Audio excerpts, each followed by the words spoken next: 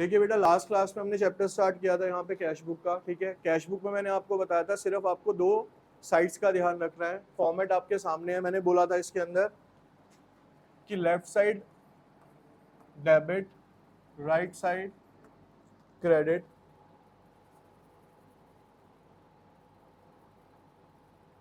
ठीक है। यहाँ पे बच्चे हम लिखेंगे क्या, सिंगल कॉलम कैश बुक, या सिर्फ आप क्या लिख सकते हो यहाँ पे, कैश बुक भी लिख सकते हो, सिंगल कॉलम। यहाँ पे बच्चे आपको बताया था कि सारी की सारी क्या आती हैं, रिसिप्ट्स आएंगी, और यहाँ पे सारी की सारी क्या आएंगी सर, पेमेंट्स आएंगी।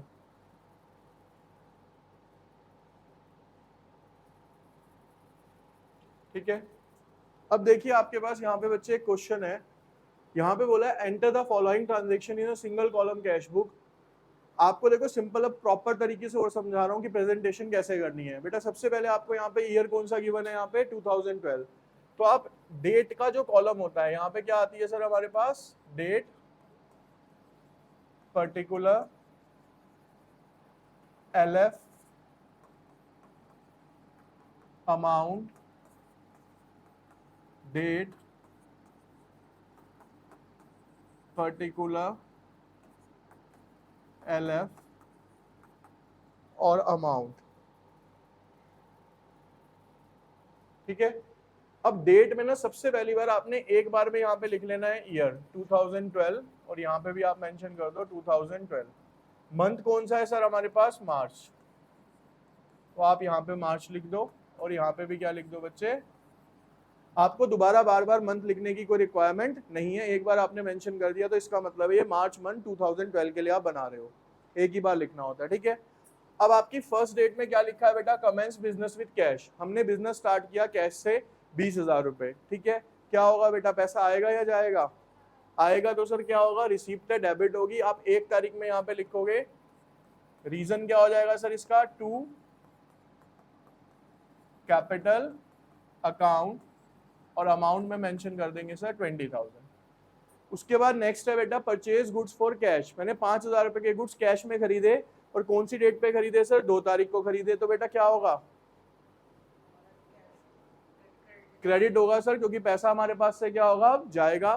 तो 2 तारीख को आप यहाँ पे लिख दोगे क्या, बाय परचेज अकाउंट 5,000 रुपए। देयर आफ्टर बच्चे हमारे पास है 5 तारीख को हमने सोल्ड गुड्स फॉर कैश किया 4,000 रुपए का। मैंने 4,000 रुपए का गुड्स बेचा। संजना क्या होगा बेटा इसका, डेबिट होगा, क्योंकि सर जब माल बेच रहे हैं तो हमारे पास पैसा क्या होगा, रिसीव होगा। तो आप यहाँ पे लिखोगे क्या, टू सेल्स अकाउंट। कितने का बेचा बेटा मैंने यहाँ पे, ये 4,000 रुपए का। उसके बाद है goods purchase from Ravi on credit 10,000 रुपए का। क्या होगा शुभम इसका, रवि से मैंने 10,000 रुपए का गुड्स क्रेडिट में खरीदा। उधार नहीं आएगा सर, क्योंकि क्रेडिट एंट्री आपने बताई थी। कैश बुक का मतलब होता है वो बुक जिसके अंदर सिर्फ हम कौन सी एंट्री रिकॉर्ड करते हैं, कैश से रिलेटेड करते हैं। ये एंट्री हमने कैसे करी है सर, उधार में है, तो उधार वाली एंट्री इसके अंदर कहीं पे भी रिकॉर्ड नहीं होगी। उससे अगली एंट्री है बेटा पेड टू रवि 7,000। एकलव्य क्या होगा बेटा, पेड टू रवि, क्रेडिट होगा, बिल्कुल ठीक है। 7 डेट आएगी आपकी बेटा 13 तारीख। यहां पे लिखूंगा क्या मैं, बाय रवि। यहाँ पे बेटा अकाउंट नहीं लगाया जाएगा। मैंने लास्ट क्लास में आपको बताई थी ये चीज, सुन लो जो नहीं थे यहाँ पे। जब भी किसी नेचुरल ह्यूमन बीइंग का नाम आएगा राम श्याम रवि, वो अकाउंट नहीं होता, इसलिए उसके आगे अकाउंट वर्ड यूज नहीं होगा। अदरवाइज आपका 1 मार्क्स या आधा मार्क्स कट सकता है एग्जाम के अंदर। ठीक है। कितने का बेचा बेटा, 7,000 रुपए पे करे हमने इसको, सॉरी 7,000 रुपए आ गए यहाँ। उसके बाद है बेटा कैश सेल्स। 15 तारीख को मैंने कैश में सेल करी। मनीष क्या होगा बेटा, पैसा आएगा। 15 तारीख को आपने सेल करी है, तो यहाँ पे आप लिख दोगे क्या बेटा, टू सेल्स अकाउंट। कितने की करी है सर, 8,000 रुपए की। उसके बाद नेक्स्ट है परचेज फर्नीचर फॉर ऑफिस 6,000 रुपए। हमने फर्नीचर परचेज किया 6,000 रुपए का ऑफिस के लिए। क्या होगा भाई, क्रेडिट होगा सर। कितनी तारीख को करा है सर, 18 तारीख को। बाय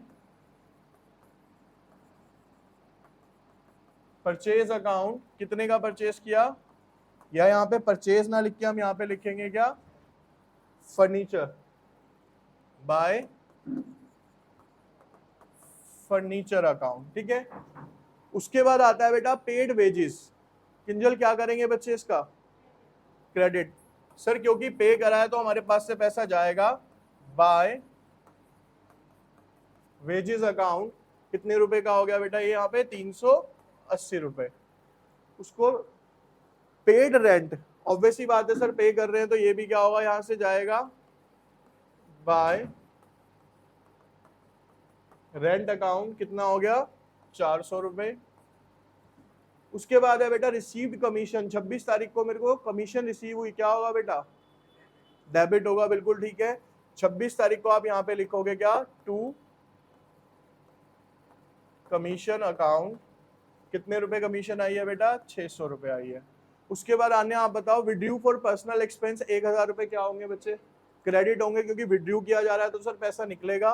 28 तारीख को जब हम पर्सनल यूज के लिए करते हैं तो उसको क्या बोलते हैं सर, हम यहाँ पे ड्राइंग्स बोलते हैं, तो यहाँ पे ड्राइंग्स अकाउंट के नाम से 1000 रुपए यहाँ पे क्या हो जाएंगे, क्रेडिट।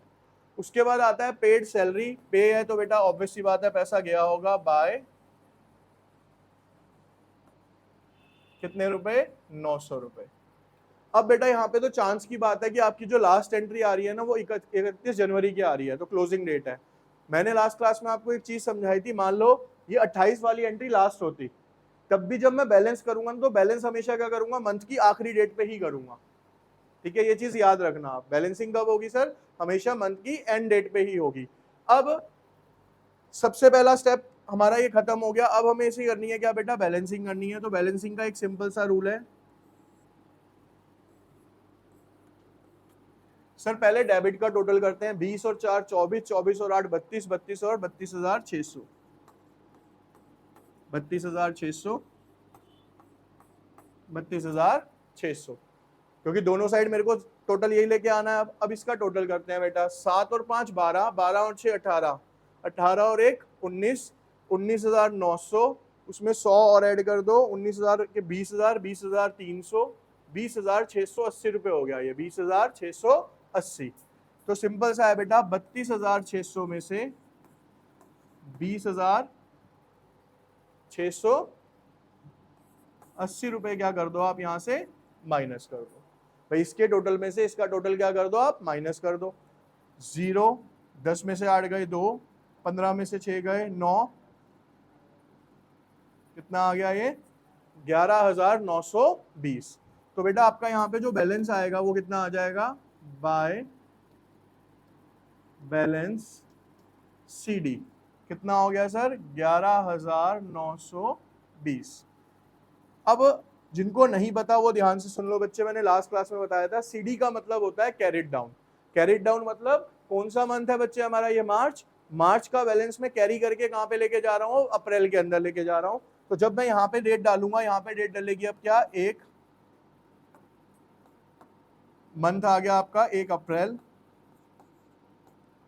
2 यहाँ पे क्या लिखूंगा, बैलेंस BD। BD मतलब ब्रॉड डाउन 11,920 रुपए, 11,920 रुपए, ठीक है। तो ये बेसिक सा टास्क होता है सिंगल कॉलम कैश बुक के अंदर, ये इजी है आपकी। अगर ये इंडिविजुअल भी आती है तो 4 to 6 मार्क्स में आ सकती है आपकी, तो बहुत बच्चों वाली है, ठीक है। बस कैलकुलेशन और इसके स्टेप याद रखने हैं आपने, जैसे कि सर क्रेडिट की एंट्री नहीं ली जाती, ठीक है, और सर किसी भी पर्सन के साथ अकाउंट नहीं जुड़ेगा, छोटे छोटी चीजें इसमें याद रखनी है। और सर जो बैलेंसिंग करनी है हमेशा क्या करनी होती है, हमें एंड ऑफ द डेट करनी होती है। LF सर लिखना जरूरी होता है, चाहे यूज हो चाहे ना हो। तो ये बेसिक बेसिक चीजें हैं जो इसकी आप ध्यान में रख के चलोगे करते हुए, क्लियर है, ठीक है। देखिए बेटा ये आपकी कौन सी हो गई, सिंगल कॉलम, ठीक है। ये क्वेश्चन आपने कर लिया। अब हम आते हैं बेटा यहाँ पे, अगर हमें बनाने के लिए आती है क्वेश्चन के अंदर डबल कॉलम कैश बुक।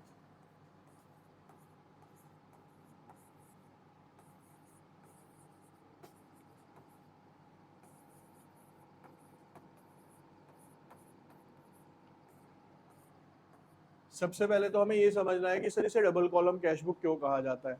बेटा ट्रांजैक्शन करने के मेजर जो 2 तरीके हैं वो क्या है, या तो हम कैश में करते हैं या बैंक के थ्रू करते हैं, ठीक है ना। ऑनलाइन को हटा दो, तो ऑनलाइन तो पेटीएम गूगल पे सब कुछ हो गया, लेकिन अगर हम ऑनलाइन भी लेते हैं पेटीएम गूगल पे, वो भी कहीं ना कहीं हमारे कहाँ से चलता है, बैंक से ही चलता है। तो बेसिकली दो मेजर तरीके हैं सर, या तो हम कैश में डील करेंगे या हम कैसे डील करेंगे, बैंक के थ्रू डील करेंगे। तो वही चीज हमें डबल कॉलम कैश बुक सिखाती है। कैसे सिखाती है, इसका फॉर्मेट समझेंगे पहले, फॉर्मेट से आपको काफी क्लियर हो जाएगा। ये देखिए इधर,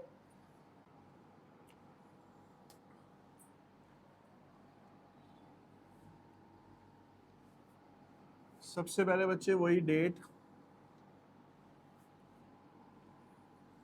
पर्टिकुलर, LF,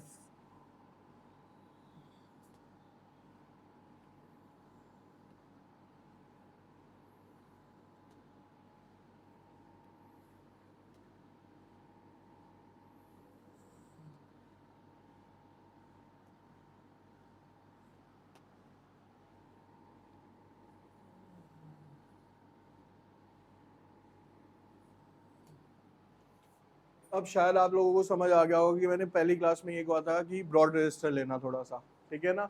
अभी भी ये छोटे अकाउंट्स हैं, इनसे बड़े बड़े भी बनने वाले हैं अभी, ठीक। अब देखो बेटा, यहाँ पे चेंज क्या आया हमारा। सबसे पहले सर आपने बताया, यहाँ पे हम क्या लिखते हैं, डेट, पर्टिकुलर, LF, यहाँ पे आएगा बच्चे कैश, और यहाँ पे आ जाएगा बैंक। फिर यहाँ पे again date, particular, LF, cash और बैंक, डेबिट, क्रेडिट, ठीक है। अब फर्क क्या आएगा बेटा, डबल कॉलम कैश बुक का मतलब होता है यहाँ पे कि जब हम डबल कॉलम कैश बुक बनाएंगे तो जितनी भी ट्रांजेक्शन हमारी कैश के थ्रू होंगी, उन सबका अमाउंट कहाँ पे आएगा सर, कैश के अंदर आएगा। और कोई भी ऐसी ट्रांजेक्शन जो हम किसके थ्रू करेंगे, बैंक के थ्रू करेंगे, वो सारी की सारी कहाँ पे शो करी जाएंगी, बैंक कॉलम के अंदर शो करी जाएंगी। इसलिए इसका नाम क्या बन गया यहाँ पे, डबल कॉलम कैश बुक कहलाता है, क्योंकि इसमें एक कैश कॉलम है और एक कौन सा कॉलम है सर, हमारे पास बैंक कॉलम है, ठीक है। अब सर एंट्रीज कैसे होती हैं, मान लीजिए पहले आपको एंट्री दी हुई है, started business with cash ₹1 lakh and cheque of ₹50,000। एक पर्सन है बच्चे, उसने बिजनेस स्टार्ट किया है जिसमें 1 लाख रुपए उसने कैश के थ्रू दिए हैं और 50,000 रुपए कैसे दिए, उसने चेक के थ्रू दिए हैं। तो चेक आपको पता है कहाँ पे डील करता है बेटा, बैंक में डील करता है। अब सपोज हम ईयर मान लेते हैं, अब 2024 चल रहा है, अप्रैल के महीने में उसने 1 तारीख को ये काम करा। तो मैं यहाँ पे रीजन क्या लिखूंगा, टू कैपिटल अकाउंट, 1 लाख रुपया बेटा कैश में आ जाएगा और 50,000 रुपए कहाँ चले जाएंगे सर, हमारे बैंक में चले जाएंगे, ठीक है। अब सेकेंड एंट्री में मान लो उसने बोला withdrew from bank for office use ₹10,000। उसने बैंक से 10,000 रुपए अपने पर्सनल यूज के लिए निकाले, या इसको पर्सनल यूज करते हैं पहले तो।